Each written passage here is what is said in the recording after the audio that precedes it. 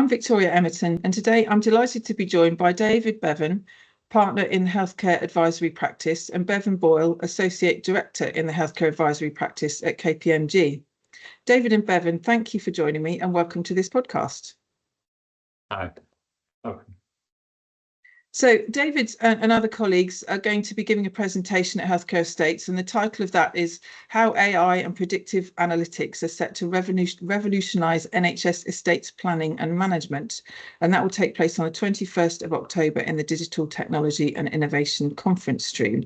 And that's what we're going to be talking about today. So how will AI and predictive analytics change the way we plan the NHS in the future? So I think it's going to change things in quite a fundamental way, Victoria. And a couple of things to pick up on within that is firstly that the estate itself will be very different. So we're already seeing the trends of more digitally delivered care, but also the infrastructure of the estate in which care is delivered is also being digitally enabled, whether it's sort of kind of robots doing various things within hospital settings and so forth, or whether it's talking about the fact that people are receiving more care at home, even today, and that trend's continuing, and they're being increasingly able to support their own care at home as well. The reason I start there is because I actually think historically there's been quite a distinction drawn between people who work on estates projects and people who work on capital projects. And increasingly to do with digital, but increasingly I see those things sort of converging, and those decisions that will be made in the future around where to invest capital to deliver the greatest return will need to consider those things increasingly in parallel. So that's a sort of big shift, I suppose, that's happening in the estate environment around us. The other ways then that I think that's going to revolutionise how we plan for the estate of the future, though, is going to be in the tools that are made available to people. So the ability for models to do predictive analytics over where care is going to fall, where demand's going to occur in real time, is going to be exponentially better than what we have today. And I know, Bevan, when we come on further down, we'll talk about some of those data points as we come onto them. But also tools such as the digital twins. Again, that's being used already today, but in quite a sort of small way. In the future, you can see that we will have a digital twin of many of the different healthcare environments and hospitals and community health hubs will just be there for people to use. And that will allow you to see visually how the care changes that you're making with various health planning decisions will impact on that estate. And that's something that actually really excites me, because I've been involved for quite a long time in planning for these big capital projects. And when you do, at the moment, you see people increasingly perhaps struggling to absorb everything that is going on in someone else's discipline. So particularly if I think about, say, there'll be clinicians and operational staff, and they will have an idea in their head of what the right way to deliver care is. But translating that into, say, what a building footprint should look like, that isn't what they've got today, can be quite a slow process at the moment, where they'll sort of feed in some ideas, architects will go away and draw it, there'll be health planning decisions around kind of various things that need to go around the estate as well. But that ability then is a sort of third theme then, so changing the estate, the second one is around the tools, but this third one around multidisciplinary teams being able to make real-time decisions in the room together, I think is going to be another really big change. You can see a world in which when clinicians want to know what would the impact be of bringing that service closer to this service, thinking about things like clinical adjacencies, you will be able to show that in real time on a screen. They'll be able to visualize it, and therefore you'll be able to get much more rapid feedback loops around what the right setup is in the future. The other thing I think, just as a sort of add-on to that I think is going to enable that, is a lot of the thinking that's taking place in even some of the NHS's existing major programs. So in programs such as the New Hospital Programme, We know that they are looking to standardize a lot of the kind of footprint around how acute hospital environments are built. You can see how a world in which, again, that thinking combined with having digital twins of hospitals and more accurate planning information across the hospital will again allow those really constructive discussions over what should go where in the future, and will really, I think, unlock much more value-adding conversations when we do care planning in the future. You know, we're constantly changing how care is delivered in our environments, so the ability to do that, I think, will be fantastic, and it will really change the outcomes for patients as well. Well, knowledge is power, isn't it? And Yeah. you know, as much data as possible is going to be useful in influencing in decisions. So hospitals and facilities are producing more and more data. What's the real opportunity in turning that into usable intelligence? How can you harvest that and make good use of it?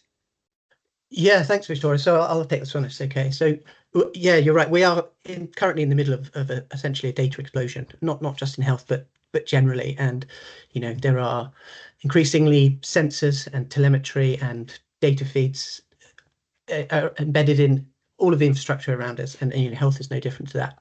And you know, having such a flood of data isn't inherently a good thing unless it's, so you know, we can curate it and synthesize it, analyze it, such that we can actually make some usable insights out of it. And so we're seeing that we're just at the beginning of that process, really. And you know, an example we often think about is with a theatre in a hospital, an operating theatre. You know, today there is quite a lot of data produced in an operating theatre from, you know, monitoring the sort of equipment and the airflow and the temperature, etc. And we might produce maybe 5 megabytes of data in a day from a theatre. We think that is going to sort of be exponentially higher in the near future. You might get 5 gigabytes of data from a theatre, where every conceivable sensor or bit of telemetry is giving you second by second information. There'll be other bits of data that come through, like how much has the trolley that the patient is being operated on, how much has that depreciated during the procedure? You know, just reams of lots of bits of data that, you know, just need to be synthesized, curated, and processed to be useful. Nobody wants to just be bombarded with all these various data points. It's not usable in that way. So until now, we've kind of lacked tools to sort of process data that quickly and that sort of in that sophisticated a manner. But AI now is allowing us to start to synthesize structured, unstructured data in real time and surface the insights that it generates immediately, so it's usable. So you know, that operating theatre is just one example of how that's going to be a sort of it's going to provide many more insights to protect the surgeon, the nurse, the theatre's manager. But you know, across an NHS estate, you can think of similar examples. So you know, an energy centre or a plant room. You know, at the minute, you might be taking a weekly reading or a daily reading, and sort of looking at what that's telling us and how that affects maintenance schedules and so on. I think in the future they're likely to be much more sort of live streams of data that allow, you know, and we're going to have the AI and sort of analytical tools to process that data and sort of manage the estate minute by minute in a proactive manner, in a way we're not really doing at the moment. But it's taken the sort of the advent of AI to allow us to have the power to do that, and sort of move from this sort of retrospective, backward-looking approach as to what's happened and what do we need to fix, to what do we predict is going to happen in the future. We'll be able to simulate future performance of our plant and future energy consumption before we even do it, and that is quite revolutionary. And you know, you can imagine things will be much more smooth running with these tools. Yeah, so yeah, big changes are coming in that way, I think. And the speed of the changes as well. You know, AI wasn't really even a thing a couple of years ago, not in the way that it is now. And I think that's going to accelerate at pace, isn't it? So you talk about predictions. So can predictive analytics make the NHS estate safer, do you think? Yeah, no, it certainly can. And I think one of the other, just picking up on your theme around the big changes, it's been interesting, hasn't it, that a lot of the excitement, I think, that's been generated and the buzz with AI has come from the large language models, essentially, those ChatGPT type tools. But a lot of what we're talking about here is, there's a range of AI tools that go beyond that and that are outside of that. And it's really about linking data sets, as Bevan said, better together to be able to draw greater insights and offer that in usable formats to people on the front line. And that's what all of this is about.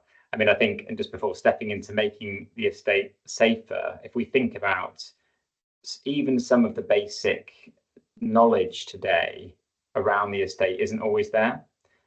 Even within, if you go into an individual trust, one of those questions that is always amazing how difficult it can be to answer is, how many beds do we have in this hospital? Partly that's down to definitions, but partly people don't necessarily know. Most of our estate has been built up very incrementally over a period of time. Things have been added, taken away. So even that sort of knowledge, which you'd assume is, a basic sort of question, it's not always there, and that's not a critique. It's partly about how that data has been built up over time.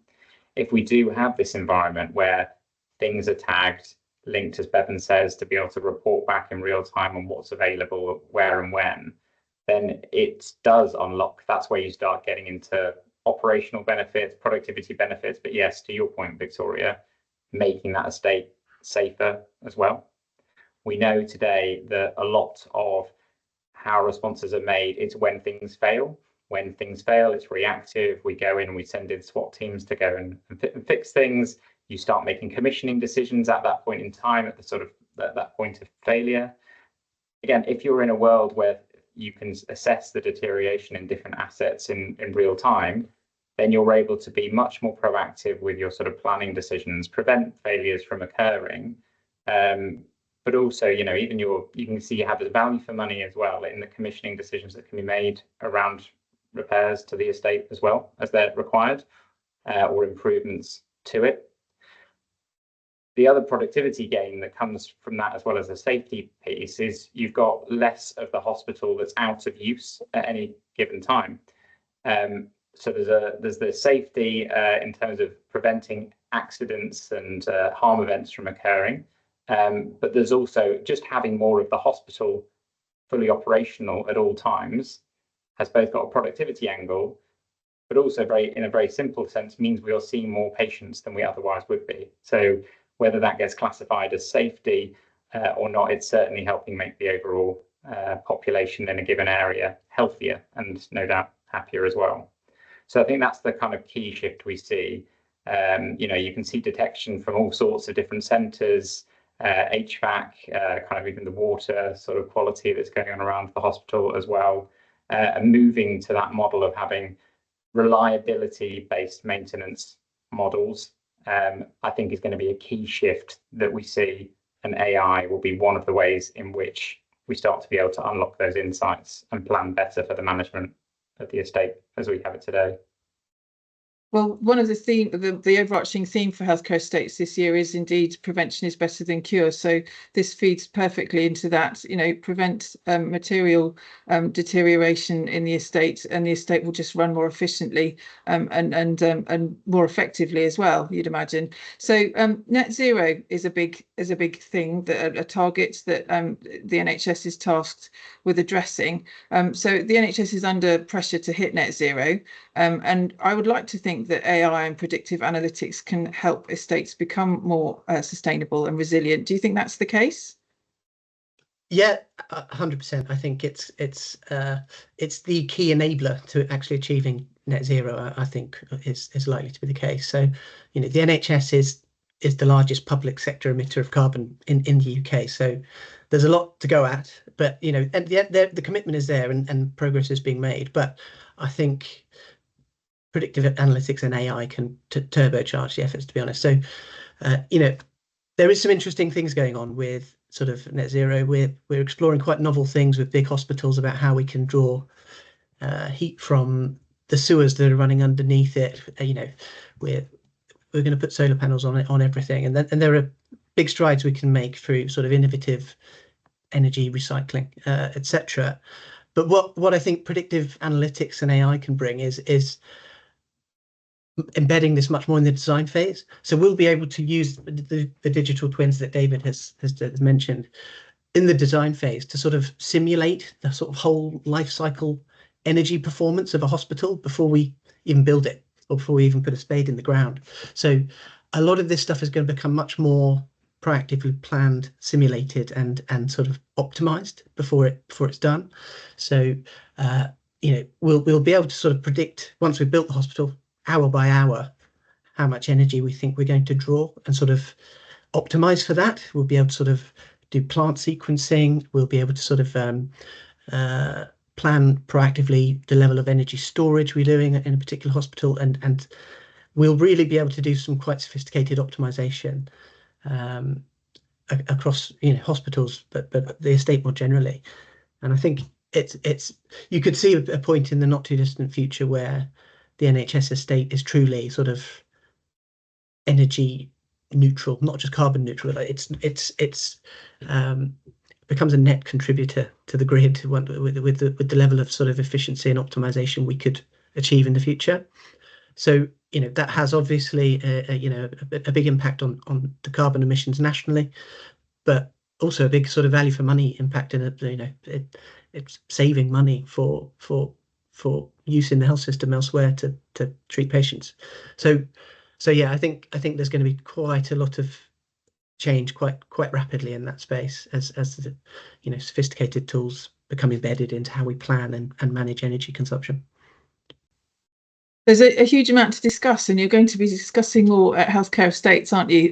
Really, really exciting times. So I'm delighted that you're involved in the event this year, and you can come along and talk to delegates and attendees at the event about your experience, and they can share with you what they're doing as well. So that's it for this episode. It's been really interesting to talk to you. Thank you so much, David and Bevan, for joining me.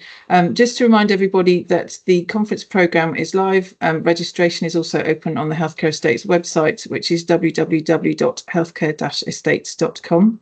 I look forward to seeing you both in Manchester in October, and we'll see everybody on the next podcast. Thank you very much for your time today.